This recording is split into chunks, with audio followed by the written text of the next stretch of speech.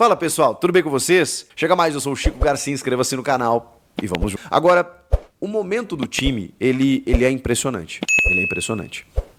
O Corinthians pegou uma tabela pela frente que tinha alguns jogos, posso dizer, fáceis, ou pelo menos, vamos lá, né, dentro da palavra que eu encontrei, né, possíveis, para que o Corinthians fizesse o resultado.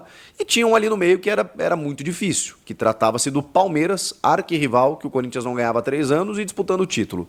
O Corinthians ganhou. Então, o Corinthians ganhou dos fáceis e do difícil. E agora tem uma tabela que, de novo, ela segue sendo possível. A gente está falando aí de Bahia, Cruzeiro, Vasco em casa, Criciúma fora. Jogos em que o Corinthians pode, ele tem a chance de poder vencer. E, bom, aí a gente pode falar aí numa condição de tabela muito superior daquela que se imaginava, também por conta do desempenho do time. E o desempenho do time ele é muito significativo. E se a gente for olhar, gente, o futebol ele é muito louco. Até anotando aqui. O futebol é muito louco, gente, porque o Corinthians ele simplesmente melhorou em todas as posições. Em todas as posições. O Corinthians melhorou na defesa, no meio e no ataque. Vamos começar a elencar os responsáveis por essa melhora do timão. E eu preciso citar Hugo Souza. O Hugo, bom, todo mundo sabe, chegou sob certa desconfiança e substituindo Cássio e Carlos Miguel. O Cássio não viveu nessa temporada e, embora algumas decisões por pênaltis, embora sempre um jogador muito importante, mas o Cássio não viveu nos últimos 2 anos um momento como o Hugo Souza está vivendo. O Carlos Miguel poderia, mas o recorte é muito pequeno, porque ele não quis. Então, nem dá para colocar o Carlos Miguel nessa análise aqui, mas o Cássio, ele entregava em alguns momentos, né? Às vezes fechava o gol, defendia alguns pênaltis, classificava o timão. Aquele jogo contra o Estudiantes, por exemplo, né? Que foi um bombardeio, ele segurou tudo, pegou pênalti, depois contra o Boca. Então, assim, sempre teve... isso em 2022, né? O Cássio sempre tem momentos decisivos em que ele aparece, mas ele estava tendo uma instabilidade também, em que em vários momentos ele começou a ser o vilão da história. Então, o momento que vive o Hugo Souza, a gente tem que tratar como uma melhora. O Cássio foi para o Cruzeiro, o Carlos Miguel foi embora, e o Hugo Souza hoje deu uma estabilidade no gol, deu uma tranquilidade para o torcedor. Então, melhorou. A questão da defesa, ela vem sendo questionada há algum tempo. Então, eu não coloco como um pilar dessa equipe. O André Ramalho, em determinado momento, numa linha de 3, se tornou um dos grandes jogadores do time na temporada. Mas, de novo, num recorte muito pequeno. Depois ele voltou com linha de 4, ele mexeu muito no sistema, e o André Ramalho não conseguiu assim ter a mesma performance. Ainda é um jogador importante, pode ser que no ano que vem, com pré-temporada e tudo mais, e um parceiro melhor, talvez ele consiga render mais. Mas eu gostei, assim, vários momentos do André Ramalho. De qualquer forma, eu não vou colocar a defesa aqui como um dos pilares dessa melhora do time. Aí vamos para o meio de campo. Ali tem mais quantidade do que qualidade. Porque ali você tem muitas opções. É Raniel, é José Martínez, é Charles, é Alex Santana, é Breno Bidon. Cara, é muita gente e o Ramon pode brincar com isso. É um setor que melhorou consideravelmente em termos quantitativos e qualitativos. E o André Carrilho, ainda que está caindo por dentro, jogando num vértice direito ali de um losango, né, como volante, meio campista, sei lá, e é muito bom jogador, titular absoluto, também elevou o nível do time. E aí a gente vai para o ataque. O ataque ele é determinante, porque o Corinthians sofreu muito com uma má fase do seu principal jogador, que era o Yuri Alberto, com vários parceiros que foram chegando para tentar ajudar o Yuri e ninguém conseguiu. E o Yuri começa a melhorar significativamente após a chegada do Memphis Depay. Pode ser a sombra, pode ser um estímulo, pode ser um jogo coletivo que favorece, pode ser o posicionamento do Yuri com a entrada do Memphis, que ele é mais lateralizado, mais ponta de lança, e isso favorece o jogo do Yuri. Pode ser porque o Memphis tem uma qualidade técnica absurda, e aí os jogadores à sua volta crescem, porque ele também consegue tabelamentos, consegue encontrar esses caras, consegue chamar marcação, consegue atrapalhar todo mundo, e favorece o jogo dos demais. Tudo isso junto. A verdade é que é tudo isso junto. O Memphis Depay chegou e ele mudou completamente o status do Yuri Alberto. O Yuri Alberto, que já vinha sendo um jogador coletivo, tentando jogar para o time, agora encontrou um cara altamente inteligente, que acompanha a jogada e que consegue dividir essa responsabilidade. O Yuri também sofreu muito por conta disso, por ser o cara dos gols, o fazedor de gols, o camisa 9, o cara que custa mais, e ele com 22 anos, agora 23, obviamente sucumbiu a essa pressão. Quando chega um holandês do quilate de Memphis Depay, o Yuri percebeu que o holofote não estava mais sobre ele. Percebeu que o Yuri poderia ser importante, colaborativo, se ele desse assistências também. Se ele se deslocasse para permitir com que outros brilhassem. A pressão não seria mais tão somente para ele. E mesmo assim, ele que tem o gol, sempre teve, sabe fazer gols. Quando a bola começou a se oferecer, ele começou a definir. E aí, o nível que atingiu o Yuri Alberto, ele é absurdo, absurdo, a ponto do torcedor se questionar se ele vai continuar. Ele tem propostas, já teve propostas muito boas da Premier League, é um local que valoriza, né, sempre a principal liga do mundo, e a gente está falando do jogador sub-23, o terceiro que mais fez gols no mundo, no mês de, acho que é setembro ou outubro, setembro. Ele fez 10 gols, sendo que o Vini Júnior e o Rafinha fizeram 11. É o nível que atingiu o Yuri Alberto. Ele está com 26 gols nessa temporada, é a temporada mais artilheira da sua carreira, e está solto, está com confiança, já não tropeça mais na bola, já consegue se apresentar para dar o passe, se apresentar para finalizar, tem finalizado muito de perna esquerda, e ele revelou em entrevista, né, que treinava muito com o pai dele, né, para fortalecer a perna esquerda. Ele é destro, mas é praticamente um ambidestro, né? Ele faz muitos gols com a perna esquerda, chutando forte, chutando firme, com precisão. Então o Yuri Alberto fez assim, ó, cara, ele subiu demais com a chegada do Memphis. Porque para você acompanhar um jogador desse nível, você precisa... E aí, automaticamente, a chegada do Memphis, ela faz toda a diferença, né? Porque ela potencializa quem está do lado dele, e ele, ao mesmo tempo em que não consiga ainda ter uma mobilidade tão grande por conta do estilo de jogo dele, a complexão corporal, por ter ficado 3 meses parado e tudo mais, mesmo assim, ele é um cara extremamente decisivo, em que os números do Memphis Depay, mesmo sem correr o tanto que ele poderia, eles representam a fuga do Corinthians de uma condição de rebaixamento. A gente está falando de 7 participações em gols em 10 jogos, de 3 gols e 4 assistências. E os gols que ele faz, eles definem placar. Foi o gol mais importante da vitória por 5-2 sobre o Atlético Paranaense. É o gol que faz o Corinthians tomar a frente de novo. Um gol de falta maravilhoso. O primeiro gol dele com a camisa do Timão, explode o estádio. Depois contra o Cuiabá, bateu o pênalti firme, deslocando o goleiro. E agora, recentemente, também acabou sendo determinante nesse gol que ele marca contra o Vitória. Assim, contra o Racing, ele não tem só louros, né? Ele não tem só glórias, ele tem problemas. Enfim, o time foi eliminado e, especialmente da Sul-Americana, ele estava lá, ele pôde jogar. Mas aí, se vocês lembrarem, ele serviu o Yuri Alberto e serviu o Rodrigo Garro. O Yuri fez o gol, o Garro desperdiçou na frente do goleiro. A parte dele, que lhe coube, ele fez. Então, Memphis Depay é responsável direto pela melhora do time. Você eleva o teu time de patamar. O mesmo vale para o Yuri Alberto, né, que se potencializou demais e teve a presença do Memphis favorecendo o seu jogo. Tem o Hugo Souza, que a gente citou. A gente poderia citar o André Ramalho, o Martínez e tal, mas eu vou ficar no Hugo Souza e no trio ofensivo, o Rodrigo Garro. O Garro, cara, que jogador interessante o Corinthians foi descobrir no Tajeres da Argentina.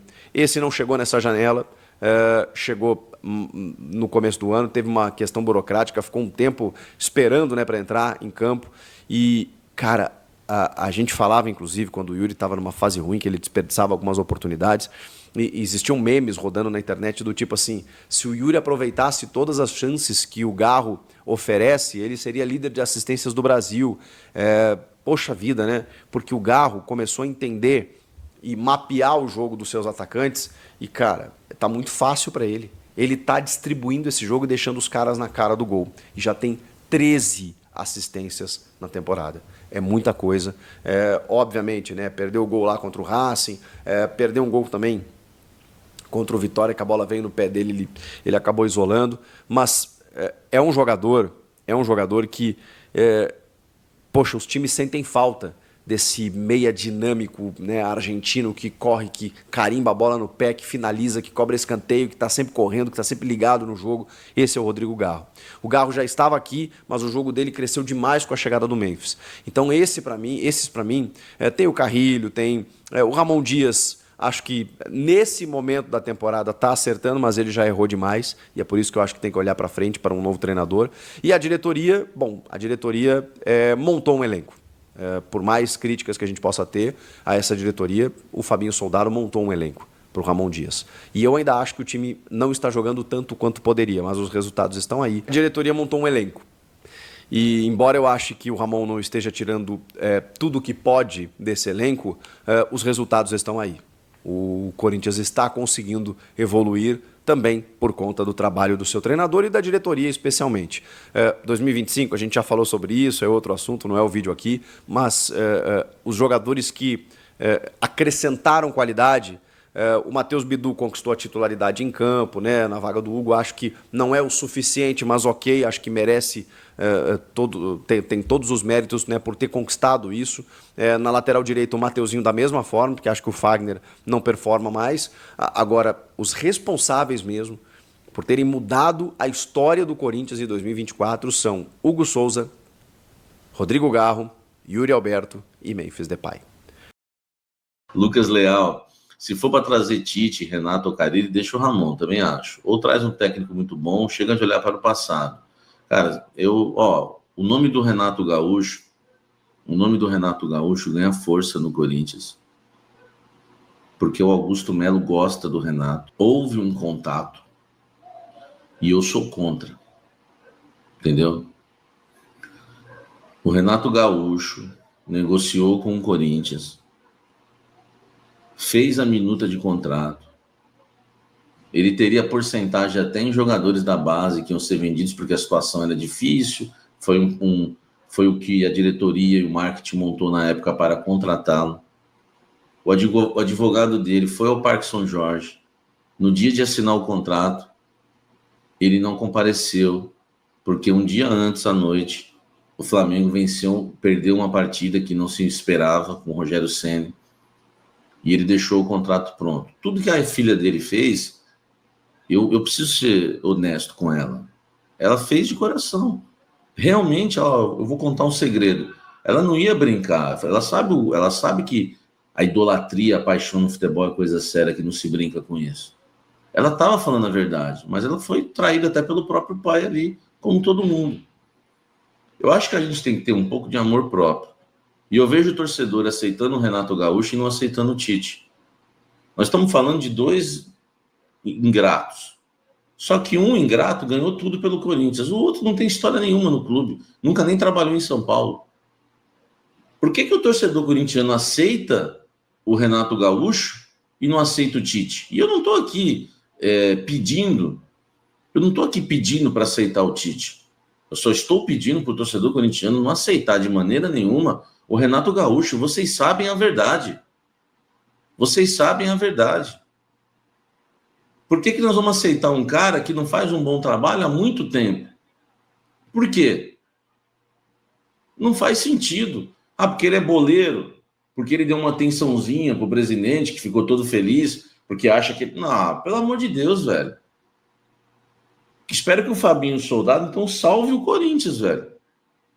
Porque ele é a favor da permanência do Ramon. E não que eu tô aqui agora fazendo um lobby pro Ramon ficar. Só que, se for para trazer um treinador, se for para tirar o Ramon Dias, que seja por um treinador que seja incontestável. Entendeu? Tipo, ninguém vai contestar. Eu sei que é difícil alguém incontestável. Mas que tenha, por exemplo, 80% de aprovação da torcida. Agora, velho, você vai trocar o Ramon Dias pelo Carille? Você vai trocar o Ramon Dias pelo Renato Gaúcho? Você vai trocar o Ramon Dias pelo Tite? Não sei. Até aí, eu até acho que dá uma briga boa. Tá? Agora, você vai trocar o Ramon Dias por um treinador, para mim, de uma altivez, que é o Luiz Castro, um cara que, por dinheiro, meu amigo, abandonou o Botafogo. Ele ganhava 1,5 milhão no Botafogo, abandonou para ganhar 3. Um cara que já é resolvido de vida. Ó, desculpe, velho, eu não confio em gente assim. Desculpe, posso estar sendo radical. Se eu, Samir Carvalho, passei a ganhar 1,5 milhão por mês amanhã e me oferecem 3, pô, legal. Até outro dia eu não tinha nada. Agora, pô, um cara que já é rico, que já é milionário, que já tá ganhando 1,5 milhão por mês e que tá para bater campeão brasileiro e sai para ganhar 3, esse é um cara que você não deve confiar. Um cara que nas primeiras conversas com você pede 3 milhões de salário, sendo que no Brasil ele ganhava 1,5 milhão, ele ganhava 1 milhão, 500 mil era para a comissão técnica. Por que o Corinthians tem que pagar 2,5 milhões, ou 2 milhões e 200, ou 2 milhões e 300, ou 3 para um treinador que no Brasil ganhava 1 milhão? Tá errado, velho. Tá errado. Então, se for para tirar o Ramon, que tire por um treinador realmente que seja incontestado. Entendeu? Porque, meu irmão, do jeito que... Né, imagina o Carille. O Ramon ainda, os times dele, quando ele joga na retranca, encaixa contra-ataque. Vocês imaginam o Carille? Hein? Vocês imaginam o Carille? Vojvoda é incontestável? Acho que é. O Sampaoli é incontestável? Não, mas é um louco. Né? Mourinho, movido a desafios, o Nogueira, tá dizendo aí? Beleza. Tá? Então é isso. Entendeu? Agora, quer tirar o Ramon? Tira. Eu mesmo acredito que a melhor coisa a se fazer é arrumar um bom treinador para o ano que vem. Só que eu também não quero qualquer um. Entre Renato Gaúcho e Ramon, eu sou Ramon. Entre Renato Gaúcho e Carille, eu sou Ramon. Entre Renato Gaúcho e Tite, eu fico na dúvida. Entre Ramon e Tite, eu fico na dúvida. Entre Ramon e Luiz Castro, só se o Luiz Castro abaixar a bolinha dele. Aí eu sou Luiz Castro. Entendeu? Essa é a verdade. Tá? Faltou alguma coisa para falar de treinador? Entendeu? Porque o Luiz Castro tá magoadinho porque vazou a informação que ele tá negociando com o Corinthians. Todo mundo sabe. Entendeu, meu amigo? Você não quer que coisas...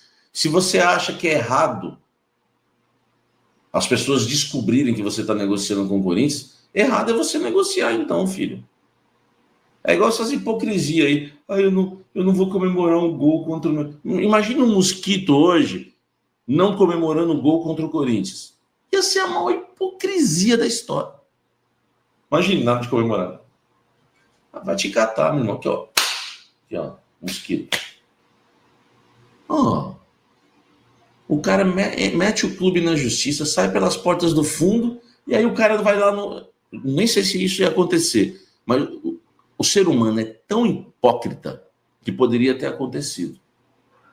Entendeu? Ele fazer o gol e não comemorar. Olha que respeito ao Corinthians. Que respeito, meu irmão. Saiu pelas portas do fundo. E outra, irmão, você ama o clube, tem que fazer igual o Edmundo. O Edmundo ia jogar contra o Vasco, ele daqui é louco, ele não fazia gol contra o Vasco, chutava a pênalti para fora. Certo? Esse é o louco, mais louco que nós, né? Salve, fiel, continuando falando do Corinthians aqui depois desse corte aí do Samir Carvalho e do Chico Garcia. Lembrando que o canal deles está aqui no link na descrição, tá bom? E falando aí também do Ramon Dias, né? Muita gente está pedindo, muito torcedor corintiano pedindo pro Ramon Dias permanecer no Corinthians em 2025, depois dessa sequência aí de 4 vitórias consecutivas, deixando o Corinthians aí bonito na 10ª posição. O time estava lutando para não cair há pouco tempo, né? Com a chance mais de 40% de rebaixamento. Agora os Antes piram, os Antes estão chorando porque o Corinthians pode conquistar uma vaga para pré-Libertadores, que seria extraordinário para o Corinthians, e ainda conseguindo uma vaga para a Copa do Brasil do ano que vem. O Corinthians ainda não está garantido, aliás, não vai participar até o exato momento da Copa do Brasil, né? Corinthians, para conseguir disputar a Copa do Brasil, precisa dessa vaga da pré-Libertadores para então poder ganhar espaço aí na agenda para jogos decisivos, né? Ainda mais renda para o Corinthians. Então, por isso que o Ramon Dias Se ele conseguir classificar o Corinthians, olha, não sei se ele vai ser demitido da mesma maneira que vinha sendo aí noticiado algumas semanas atrás, né? Eu já deixo a pergunta para vocês: vocês manteriam o Ramon Dias para o ano que vem? Vale a pena deixar o treinador para o ano que vem? Na minha opinião, acho que deveria trocar o Corinthians, pensar em um treinador aí de alto nível, porque a gente não pode esquecer, né, que o Ramon Dias errou bastante, né? Ele errou muito aí nas substituições, por mais que o time vem jogando melhor do que o Antônio Oliveira, mas eu acho ainda que o Corinthians precisa trocar de treinador para a próxima temporada, ainda mais se vier contratações melhores, né? O Ramon Dias se bananou um pouco, né, com os reforços que ele ganhou. Teve um certo tempo ali que ele não sabia o que fazer, como administrar nas Copas e ali no Campeonato Brasileiro. Algumas partidas sim, ele teve ali aquela malícia para conseguir lidar com um elenco grande, mas em alguns jogos ele errou muito e pô, não pode esquecer esses erros, né, que custaram 2 eliminações. Ele escalou o time totalmente errado na primeira semifinal contra o Flamengo e no jogo contra o Racing aqui na Neoquímica Arena deixou aí, fez modificações horríveis aonde o Racing conseguiu um empate, levou o empate lá para a Argentina e o Corinthians acabou desclassificado. Lógico que a culpa não é toda do Ramon Dias, né? O Garro errou um gol, por exemplo. Contra o Flamengo, o Corinthians falhou ali na marcação. Então, mas é responsabilidade algumas substituições que o técnico argentino fez. Por isso a diretoria está avaliando, há diretores que gostam do Ramon Dias, que querem a permanência dele. É o caso do Fabinho Soldado também, né? E o Augusto Melo tá nesse sino de bico aí, porque tudo depende como o Corinthians vai terminar aí esse campeonato brasileiro, né? De certo é que o Ramon Dias tem contrato com o Corinthians até dezembro de 2025. Se nada mudar, ele vai ser o treinador para a próxima temporada. Mas vocês trocariam de treinador? Estão se falando aí de Renato Gaúcho, Tite, Carille, Luiz Castro, Sampaoli, eu já ouvi falar também. Não sei, Carille, Tite, Renato Gaúcho, eu acho que não tem como, né? Acho que se fosse para escolher Carille, Tite e Renato Gaúcho, eu preferi manter o Ramon Dias. Luiz Castro, se der uma diminuída aí na pedida, né? Corinthians negocia com ele, já é de todos os mundos aí, já sabendo aí que há essa negociação dos bastidores. Se o Luiz Castro abaixar essa pedida, quem sabe o Corinthians pode contratar esse treinador. Mas deixa seu comentário, deixa seu like. Muito obrigado pela audiência. Deus abençoe cada um de vocês. Tamo junto, forte abraço. Vai, Corinthians!